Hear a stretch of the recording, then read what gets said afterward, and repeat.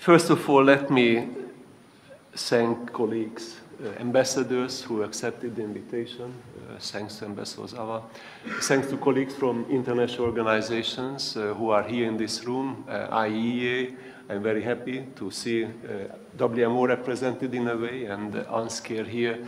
And I'm very happy to see colleagues through the video conferencing, colleagues from UNESCO, IOC, and from the World Health Organization. And since we are video streaming this event, there might be other organizations which are following this colloquium. This is about a case study. And I would like to start with the notion of past and future. You will hear in the continuation of the colloquium the description of what we were doing in the context of Fukushima. But this is less about the past and it's more about the future. If we do not learn from the past, we will be surprised again in the future. So I would like to emphasize that point. There is a key word here, disaster, disaster prevention, disaster mitigation. And let me make a step back. There might be colleagues who do not know exactly what we are doing in this organization.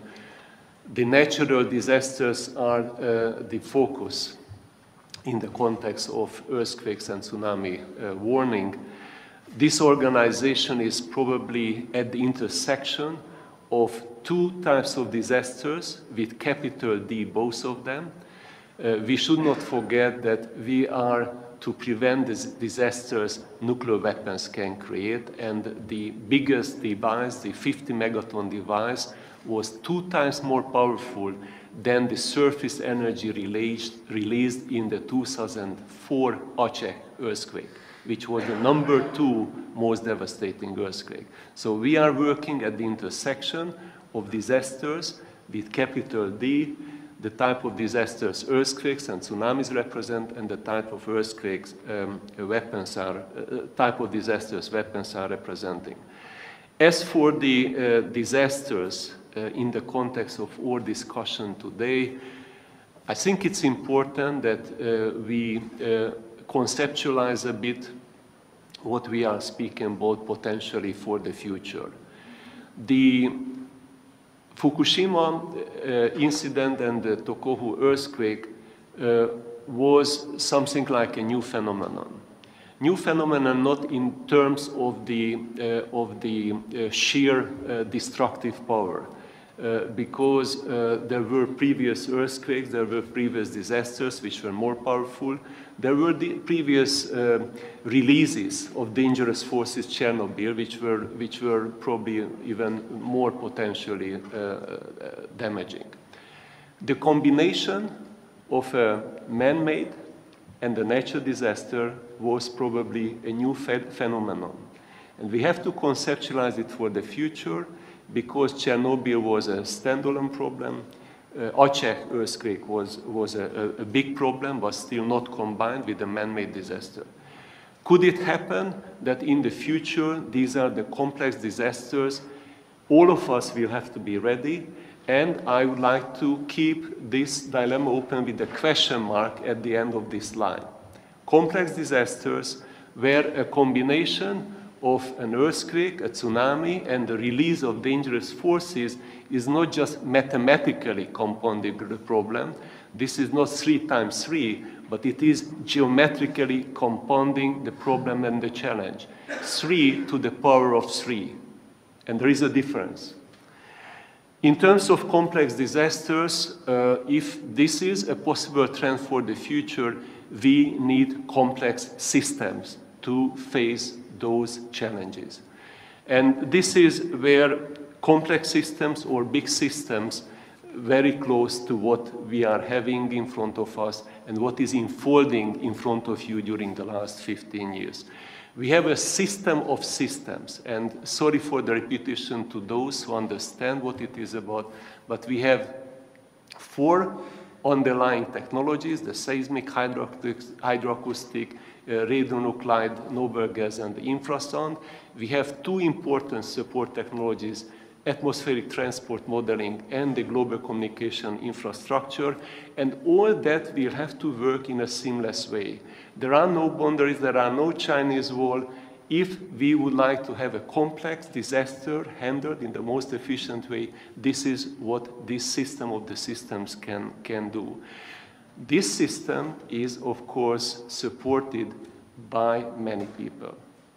So if I count people in Vienna, if I count people at the stations and at different authorities, we are speaking about 1,000 people altogether. The investment is huge. I'm repeating the $1 billion investment in totality during the last 15 years.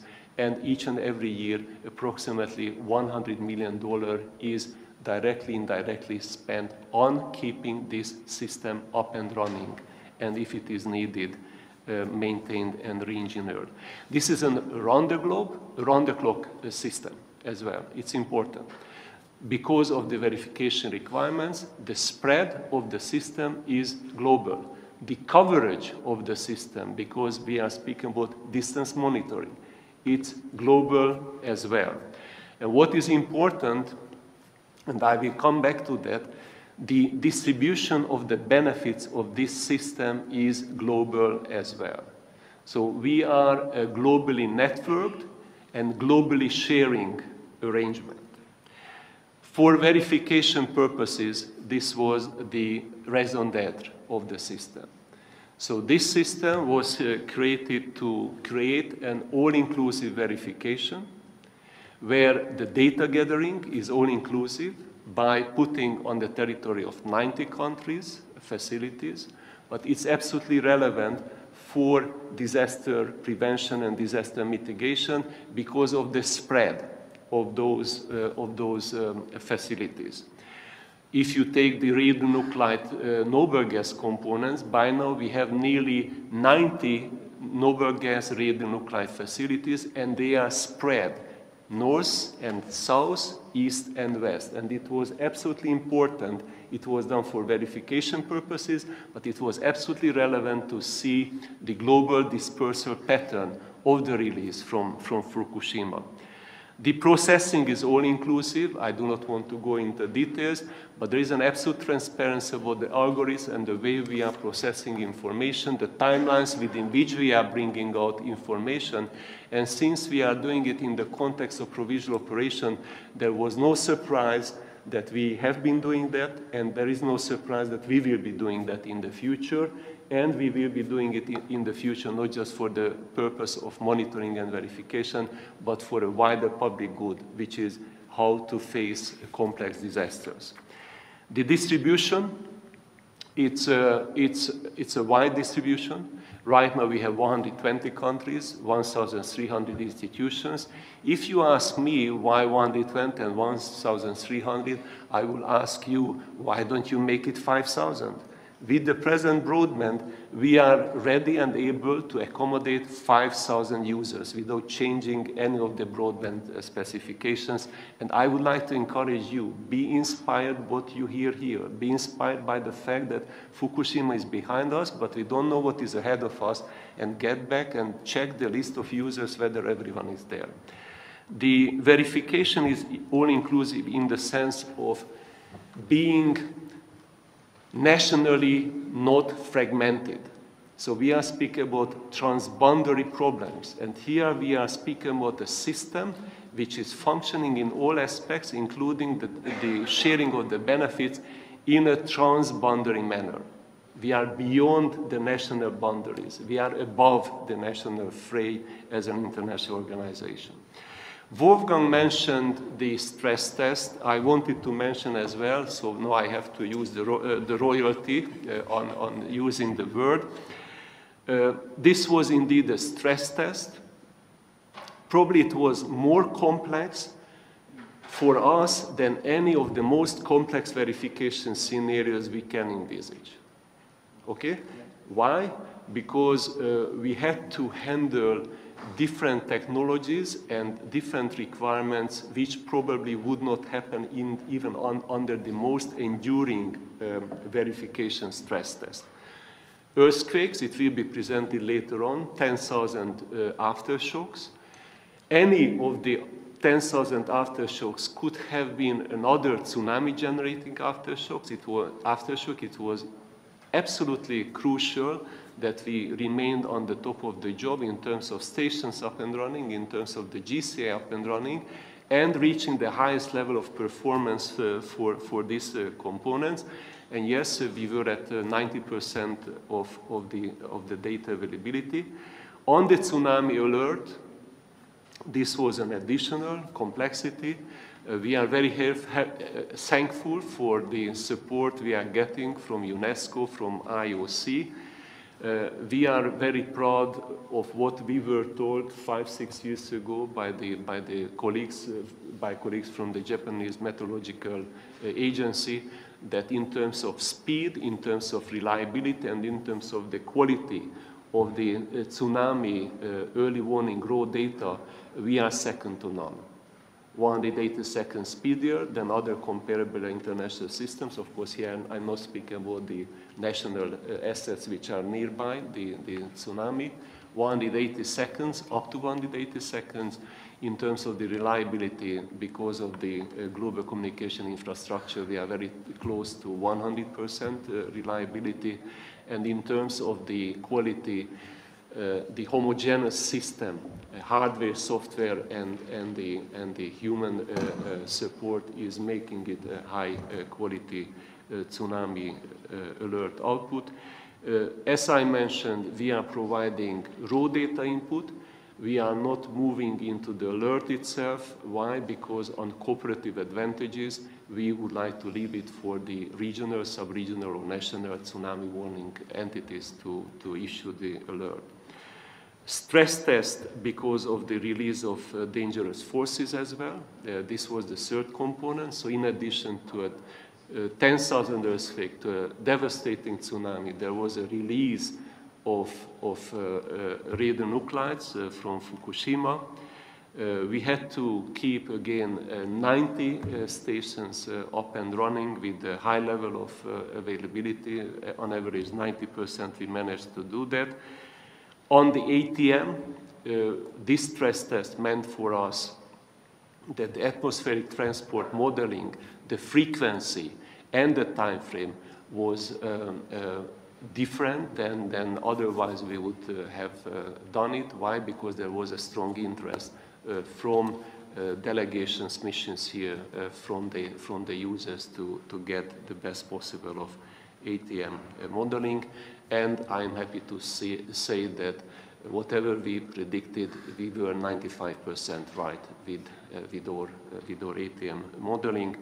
And the last component of the stress test, the global communication infrastructure. So it was absolutely crucial that there is no breakdown, that indeed the communication infrastructure is running as it was running, nearly 100% availability.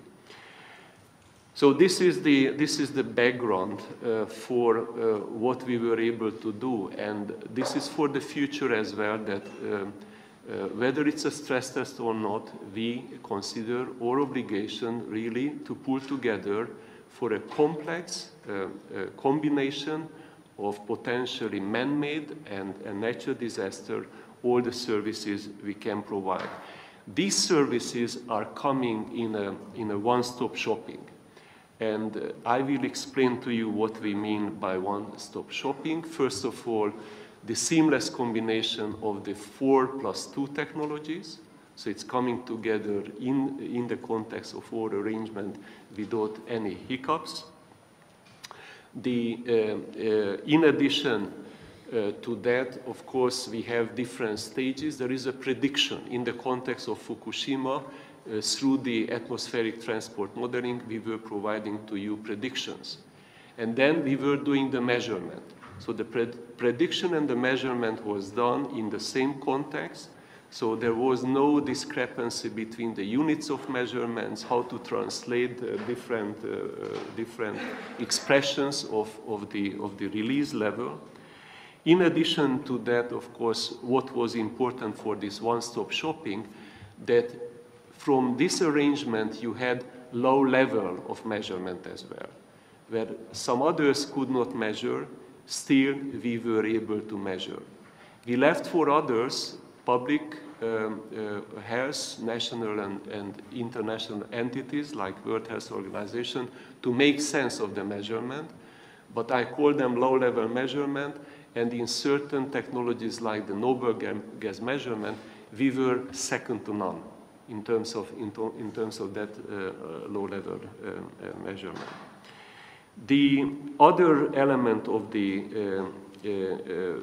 one-stop shopping is, of course, the sharing. I mentioned already to you these transboundary problems are requiring transboundary sharing because of the need by national authorities in different countries to face up the problems which might be coming.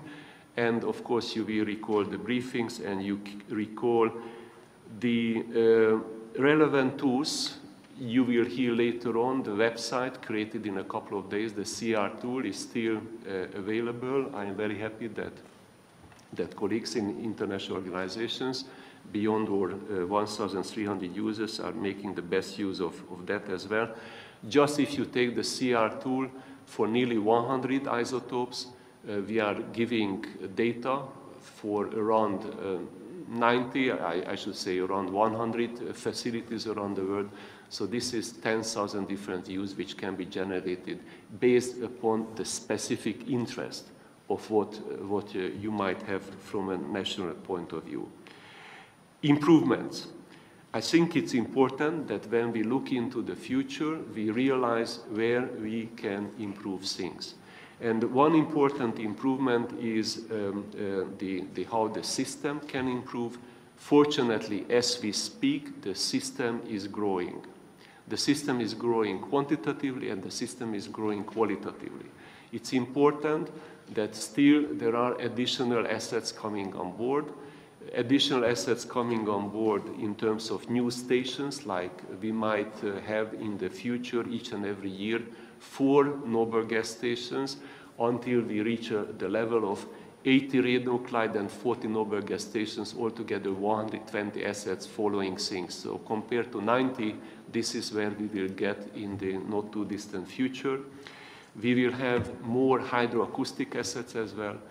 There are efforts underway to complement the hydroacoustic 11 components. 2 are missing, and we are on the right way to do that.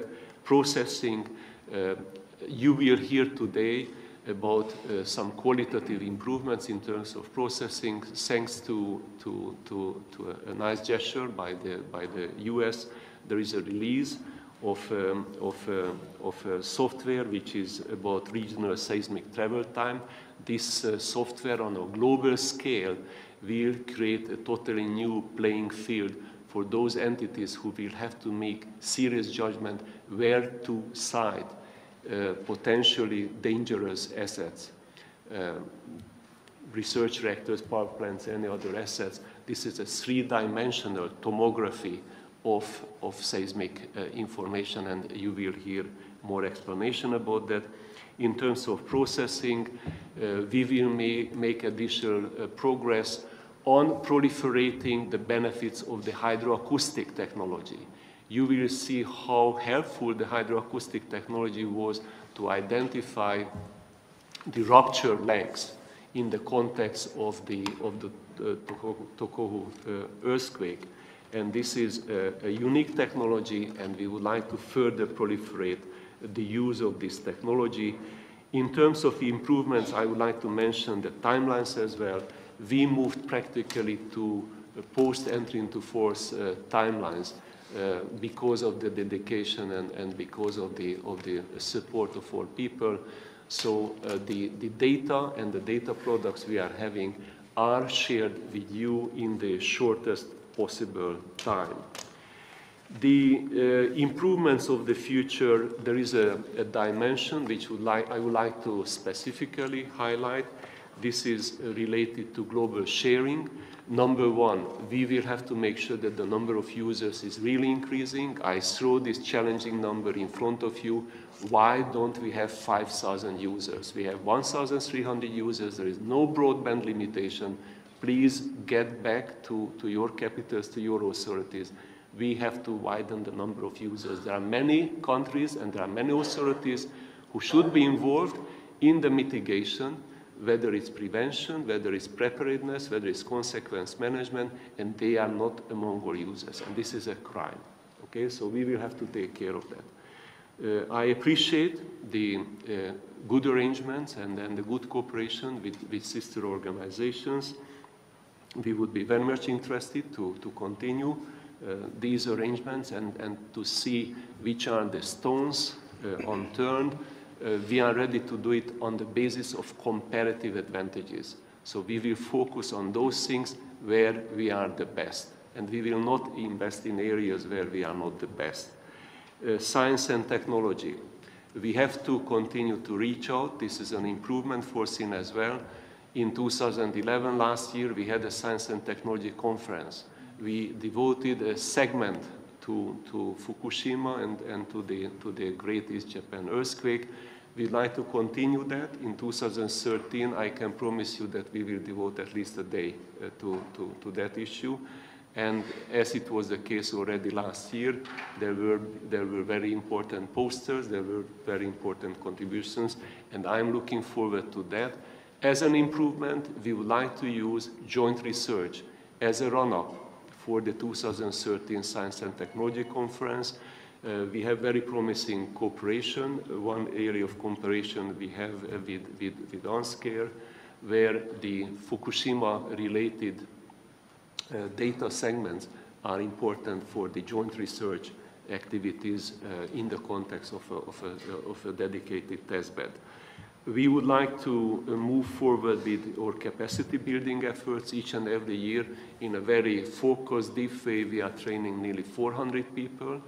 We added to that what is called capacity development initiative. In a very substantial but a shorter way, 3 weeks, we involved another 400 people.